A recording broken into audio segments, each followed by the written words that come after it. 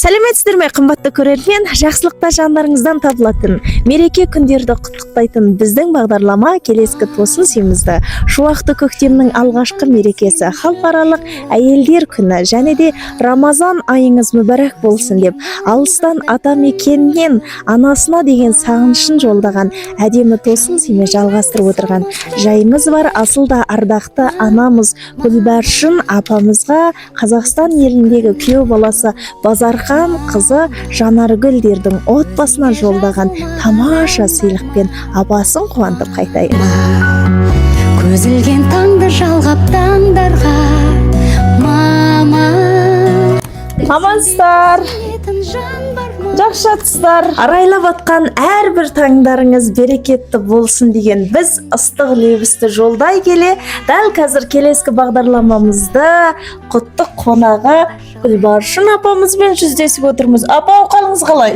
Жақсы. Апа, енді мен сізге 8 емес 9 март деп келіп отырмын ғой. Шуақты көктемнің алғашқы мерекесі, халықаралық әйелдер күні құтты болсын. Әмин, айтқаның келсін. Өзіңе де бірге болсын. Тойлатты, өзіңе бірге болсын. Рахмет. Апау, енді кеше көп деген жұмыстармен келе алмай қалғам. Енді сосын сізге арнайы бүгін әдемі гүл ұстап келген жайым бар. Ең бірінші, сол тосын сыйдың мән жайын түсіндірмес бұрын сізде сұрақ бар. Бұл сыйлық кімнен деп ойлайсыз? Кім біледі енді? Қазақстанда балым бар, осы жерде бір түскен бар, Қазақстанда бір түскен бар, екі түскен бар. Қай жерден кім біледі, қайдан келгенін? Енді бұл тосын сыйдың мән жайы өте терең болып тұр, апау. Себебі алыстағы ашын бүгін міне анасына деген көңіл жырын біз арқылы жолдаған екен ғой. Лек сөзді жазып жібергендіктен бірінші сізге әдемілеп отырып мен оқып берем өлең шумақтарын. Соны жақсылап тыңдасаңыз, мынау кімнен келген, қалай сыйлық болып кеткен әбден түсінесіз, апа. Қыз баланың тағдыры жат жыртық дейді ғой, мамау. Сол қолыңда еркелеп өскен ерке қызың ендеше ел ордада отбасымен бақытты күндерді кешіп жатырмын. Десе де алыстағы анама деген сағынышым әттен шіркін күн сайын, ай сайын мені мазалайды, білесіз. Мамау, 8 наурыз март мерекеңізбен біз сізді құттықтап отырған жайымыз бар. Рахмет сізге, анашым, бұл өмірдің әлемін маған сыйлағаныңыз үшін, мен үшін барлығын арнағаныңыз үшін.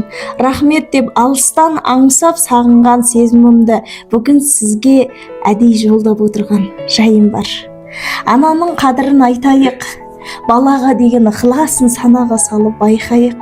Туғанымда қуанған, тар құрсағын жібіткен, таңдайыма менің ақ сүттің нәрін берген, асылда ардақты менің алтын құрсағым. Сіздің арқаңызда осы күнге дейін жүрмін ғой, анашым. Рахмет бәріне. Өмірдің жақсылығында тасымауға, жаманығында жасымауға үйреткен. Бәрі сіздің арқаңыз ғой. Мына маған әлем сыйлығыңыз үшін рахмет деп, бұл сыйлық сізге өте алыстан келіп отырған жайы бар. Себебі арнайы дәл қазір апасының мерекесіне орай күйеу балаңыз Базархан ағамыздың берекелі шаңырағынан қызыңыз Жанаргүлдің атынан және де жиен шарлардың атынан жолдап отыр. Әзек Роза мен Қалсыныңыз бар, Айкөркемнен Аружан бар, Азамат пен Ергежан бар. Ал барлығы бірігіп апасына әдемі қылып сыйлық жіберіпті. Мерекеңіз құтты болсын деген амандығыңызды тілеп, алыстағы қыздан келген әдемі сыйлықты жолдайын, апау. Болғанша гүлім көзді тоңып, ана деп ән салам, жүрегім мейлі жүзге толып, бөбекпін мен саған. Енді апау, негізі осындай сыйлық кіріп келеді ау деген күтпеген жерден тосыннан сый болып шыдады ма сізге?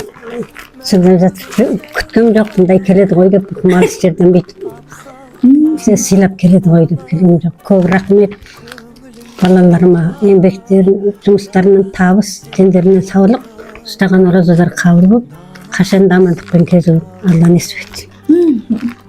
Ал енді бұл сыйлықты арнайы біраз күннен бері әдейі маған айтқан жаңалығы айтқан тапсырмасын орындап келіп жатқан жайым бар ғой. Енді қасиетті Рамазан айымыз бар.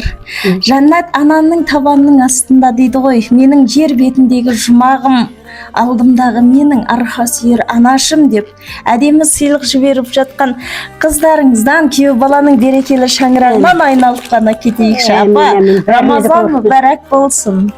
Өзіңе де бірге болсын, Рамазан өрек болсын. Бар қыз күйеулеріме көп рахмет. Бүйтіп алыс жылдан жақындағылардан маған тосын сыйлап жатқанына көптен көп рахмет. Бәріне де Алла разы болсын. Ал енді тағдырдың алда қойған өмірдің тағдыры бойынша алыста болса да анасына деп әдемі құрмет жолдап жатқан бұл керемет тосын сыйымыз жалғасып отыр. Апасының амандығын тілеп отырмыз.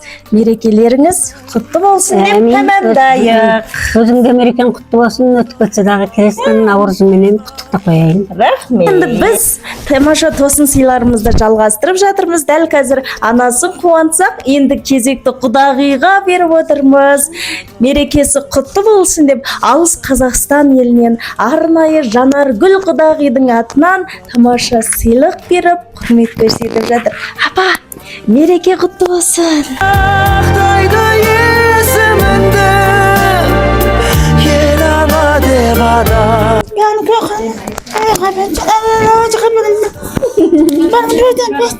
Береке белді